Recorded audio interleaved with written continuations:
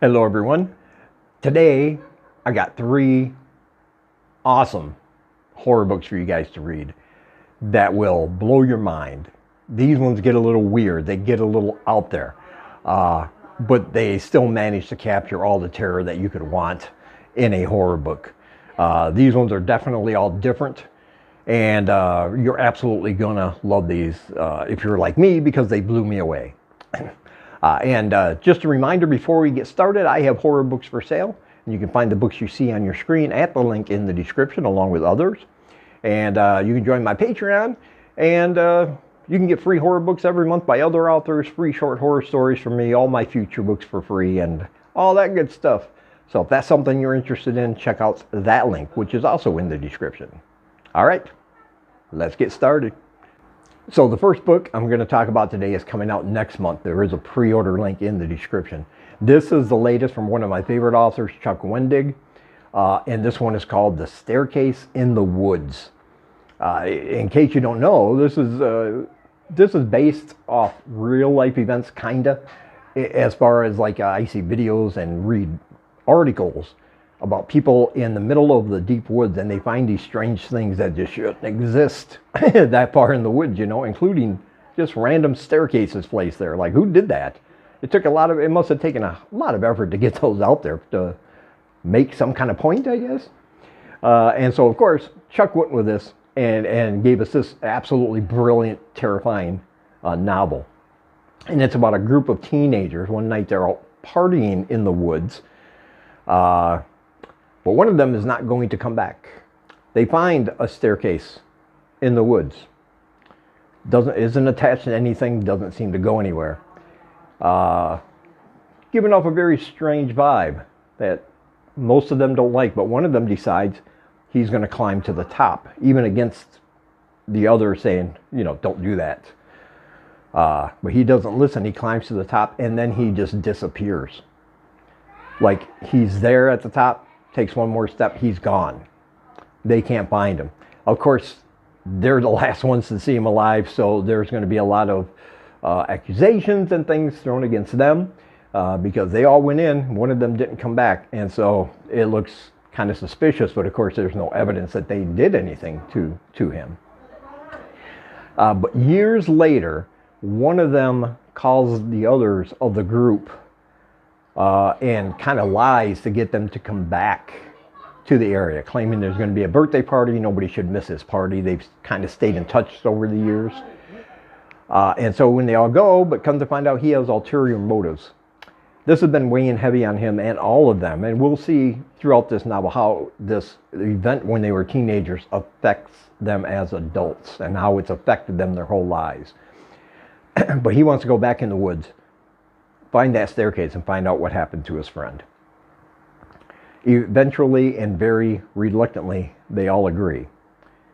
And sure enough, they find a staircase in the woods, and they climb to the top. And this is where the story takes a brilliant, fascinating turn. What they're going to find once they get to the top, they're all of a sudden inside of a building, a big building, with many, many rooms that seems to go on forever. And there are doors from this hallway they're in. And as they go through these different doors, each room seems to hold a different kind of horror, something terrifying behind these doors. But that's not the only thing. When they go to leave, to come back the way they came, everything is different. It's like this house or this place, this other dimension, wherever they are, everything is shifted. And so the layout is different. It becomes a labyrinth.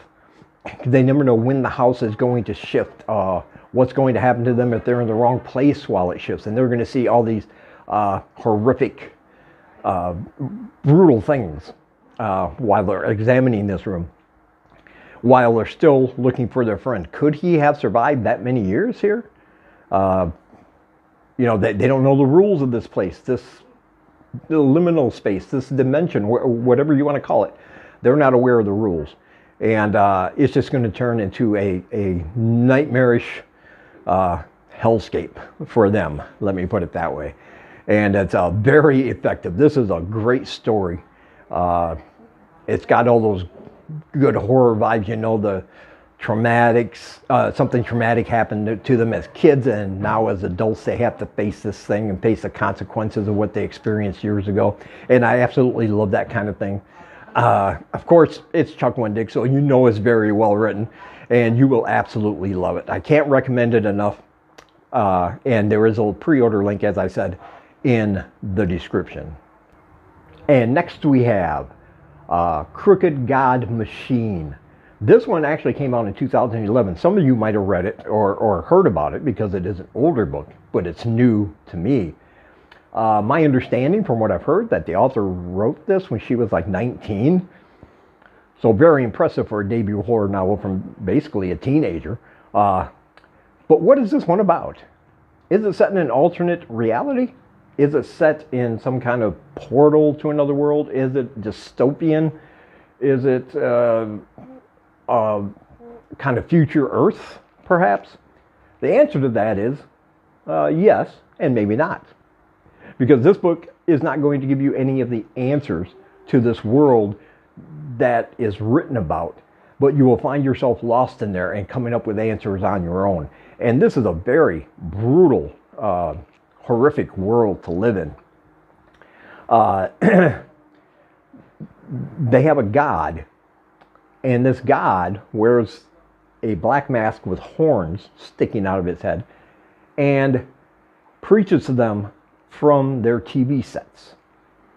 And it's an old-fashioned god, one of hellfire and brimstone, one that looks at these people, tells them they are sinners, that they are wrong, that they are immoral, and any kind of activity that he considers sin is met with very brutal and harsh punishments. They have these vehicles that pull up that apparently take people to hell, like hell carts. And people, when they're told that they've sinned too much, they have to line up and get taken away, and nobody really knows what happens to them once they get taken away. They have these huge hulking machines called plague machines, mechanical machines, that unleash plagues upon entire towns and populations if the god deems them unworthy enough, as he preaches this hellfire and brimstone. It's a very grim world. It's a very dirty world. There is no love. Nobody trusts each other. They will quickly turn on friends and family members because it's kind of a dog-eat-dog, really dark, twisted world that this author has created. And our main protagonist is a guy who is just trying to escape. He's trying to figure all this out, and even though the concept of love is something that doesn't really happen there, he chooses to ignore it. But what's up with his relationship with this woman he's going to meet? Is she who she says she is? Or is she something else? Because there are certain other groups and characters and factions in this world who are trying to create their own form of governance and trying to defy this god. And that is going to play a huge part in the horrific things that will take place as this book progresses. Yeah, this is one of those weird mind trippy books, man, because as I said, you don't know what this place is. It might be a future Earth, it might be another dimension, it might be just a dystopian science fiction kind of place, maybe. But the horrors are very, very real, and these people do suffer, and this is going to get extremely gory and bloody, as you can imagine. And I was absolutely fascinated with this book. I loved it 100%. I couldn't believe the author wrote that when she was 19 years old, which just blew my mind at how good it was when you take that into consideration. It was just fantastic. Yeah, if you haven't heard of it or haven't read it, I do highly recommend that you pick it up. It'll blow your mind a little bit. It will make you think. And it is bleak, though. It is really dark. There is no love to be had in that place, but you'll have to read about that for yourself. And of course, As always, I'll leave a link in the description where you can pick up your copy. And next we have a novella called Reap, Sow. This one is, again, one of those books that start out in somewhere that isn't really fully explained.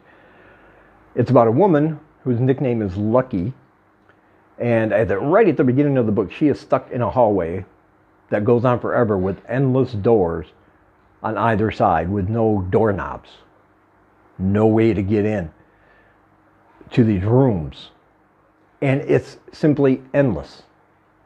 It just keeps going and going and going.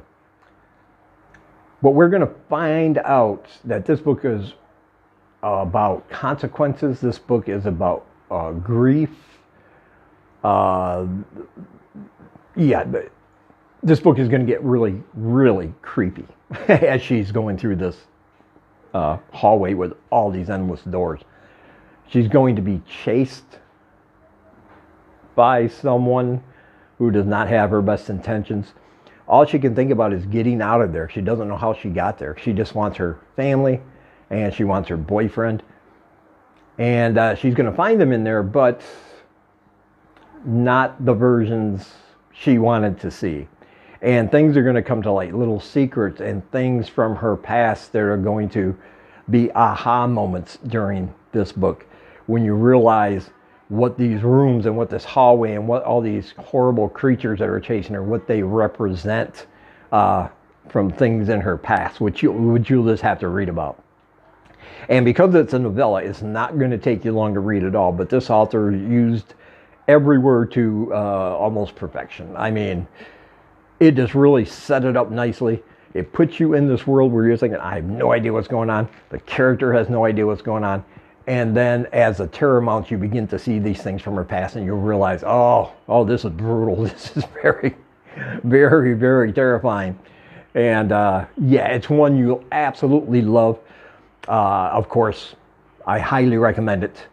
And as always, there's a link down below where you can pick up your copy in the description. And that one just came out a couple days ago. So it's a brand new release.